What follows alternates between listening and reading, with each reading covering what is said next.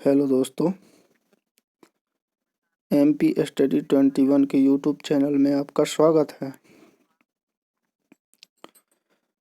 आज हम पढ़ेंगे बाल विकास के कुछ महत्वपूर्ण क्वेश्चनों को जो कि टेट एग्ज़ाम के लिए बहुत ही महत्वपूर्ण हैं और जिनकी एग्ज़ाम में आने की संभावनाएं हैं। तो दोस्तों, प्रश्न पहला। एक किशोर अपने बाएं हाथ से कार्य करता है, जैसे खाना लेना या लिखना। इस विकास का कारण है विकासात्मक व्यवहार, सेकंड वंशानुगत व्यवहार, थर्ड गलत व्यवहार, फोर्थ सभी विकल्प सही हैं। जिसका राइट आंसर होगा ऑप्शन नंबर ए, विकासात्मक व्यवहार। Question number 2। संगणना अशक्तता समस्या संबंधित है। ऑप्शन नंबर ए, शुद्ध बोलने से। ऑप्शन नंबर बी, गलतियों के बिना लिखने से। ऑप्शन नंबर सी, गणितीय गणनाएं करने से। और ऑप्शन नंबर 4, सही सूचना सुनने से। तो इसका राइट आंसर होगा दोस्तों ऑप्शन नंबर 3, गणितीय गणनाएं करने से। Question number 3।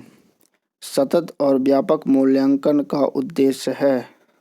Option number A, केवल बालक की तर्क शक्ति का मूल्यांकन करना। ऑप्शन नंबर बी, विकास के सभी पक्षों का मूल्यांकन करना। ऑप्शन नंबर सी, केवल छात्र के ज्ञान का मूल्यांकन करना। ऑप्शन नंबर 4, केवल छात्र की समझ का मूल्यांकन करना। तो इसका राइट आंसर होगा दोस्तों ऑप्शन नंबर 2, विकास के सभी पक्षों का मूल्यांकन करना। Question number 4। निम्न में से कौन सी सृजनात्मकता बालक की विशेषता नहीं है? विस्तार, मौलिकता, विशुद्धता, नवीनता। तो इसका राइट आंसर होगा दोस्तों विशुद्धता। अधिगम प्रतिफल का तात्पर्य है शिक्षक की शिक्षण विधियों में परिवर्तन, पाठ्य वस्तु का परिमार्जन, पाठ्य वस्तु का पूर्ण होना, बालक के व्यवहार में होने वाला परिवर्तन। तो इसका राइट आंसर होगा दोस्तों ऑप्शन नंबर 4, बालक के व्यवहार में होने वाला परिवर्तन। शिक्षण की विभिन्न विधियों के प्रयोग के लिए कौन सी अवस्था सर्वाधिक उपयुक्त है? शैशवावस्था, किशोरावस्था, प्रौढ़ावस्था या बाल्यावस्था। शिक्षण की विभिन्न विधियों के प्रयोग के लिए कौन सी अवस्था सर्वाधिक उपयुक्त है? तो इसका राइट आंसर होगा बाल्यावस्था। एक 13 वर्षीय बालक बात बात में अपने बड़ों से झगड़ा करने लगता है और हमेशा स्वयं को साबित करने की कोशिश करता है। वह विकास की किस अवस्था में है? किशोरावस्था, बाल्यावस्था में, युवावस्था में या प्रारंभिक बाल्यावस्था में? तो इसका राइट आंसर होगा दोस्तों ऑप्शन नंबर ए, किशोरावस्था में। रॉस के अनुसार शैशवावस्था मानी जाती है। रॉस के अनुसार शैशवावस्था कब से कब तक मानी जाती है दोस्तों? 1 से 5 वर्ष तक, 1 से 3 वर्ष तक, 1 से 4 वर्ष तक, 1 से 6 वर्ष तक। तो इसका राइट आंसर होगा दोस्तों 1 से 3 वर्ष तक। स्टैनली हॉल ने किस अवस्था को बड़े संघर्ष, तनाव व तूफान की अवस्था कहा है? गर्भावस्था, शैशवावस्था, बाल्यावस्था या किशोरावस्था? तो इसका राइट आंसर होगा दोस्तों किशोरावस्था। किस अवस्था के प्रथम 6 वर्षों में बालक बाद के 12 वर्षों से अधिक सीख लेता है? शैशवावस्था, बाल्यावस्था, किशोरावस्था आंसर है शैशवावस्था। किशोरावस्था का आरंभ होता है 8 वर्ष की आयु से, 12 वर्ष की आयु से, 11 वर्ष की आयु से या 15 वर्ष की आयु से। तो किशोरावस्था का आरंभ जो होता है दोस्तों वह होता है 11 वर्ष की आयु। शैशवावस्था में संचयी काल किसे कहा जाता है? 1 से 3 वर्ष, 2 से 5 वर्ष, 3 से 6 वर्ष या जन्म से 2 वर्ष। तो इसका राइट आंसर होगा दोस्तों संचयी काल जन्म से 2 वर्ष तक, ऑप्शन नंबर 4। शैशवावस्था की विशेषता नहीं है शारीरिक विकास में वृद्धि, नैतिकता का होना, मानसिक विकास में तीव्रता या दूसरों पर निर्भर होना। तो शैशवावस्था की विशेषता क्या नहीं है दोस्तों? तो इसका राइट आंसर होगा ऑप्शन नंबर 2, नैतिकता का होना। क्योंकि शैशवावस्था में नैतिकता का अभाव होता है। प्रश्न 14, किशोरों की रुचि में स्थायित्व किस काल में आता है? किशोरों की रुचि में स्थायित्व किस काल में आता है?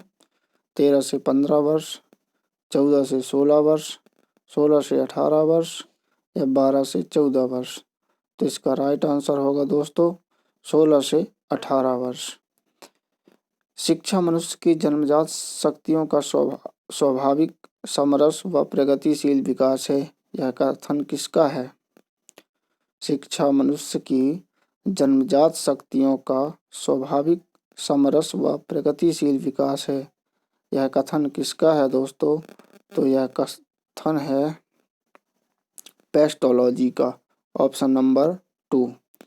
मानव की अभिवृद्धि एक निश्चित आयु तक होती है, यह मानी जाती है। 18 वर्ष तक, 30 वर्ष तक, 40 वर्ष तक, 60 वर्ष तक। तो मानव की अभिवृद्धि जो होती है वह होती है 18 वर्ष तक। विकास कभी न समाप्त होने वाली प्रक्रिया है। यह विचार किससे संबंधित है? अंतः संबंध का सिद्धांत, एकीकरण का सिद्धांत, निरंतरता का सिद्धांत, अंतः क्रिया का सिद्धांत। तो इसका राइट आंसर होगा दोस्तों निरंतरता का सिद्धांत। जन्म से पूर्व काल में कितनी अवस्थाएं होती है? तो जन्म से पूर्व काल में 3 अवस्थाएं होती है दोस्तों, भ्रूणावस्था, पिंडावस्था और डिंबावस्था।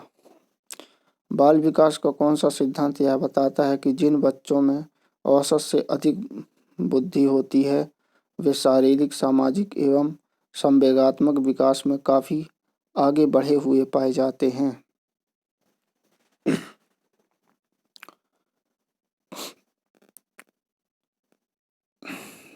विकास क्रम की एकरूपता का सिद्धांत, एकीकरण का सिद्धांत, परस्पर संबंध का सिद्धांत, विकास की दशा का सिद्धांत। तो इसका राइट आंसर होगा दोस्तों परस्पर संबंध का सिद्धांत।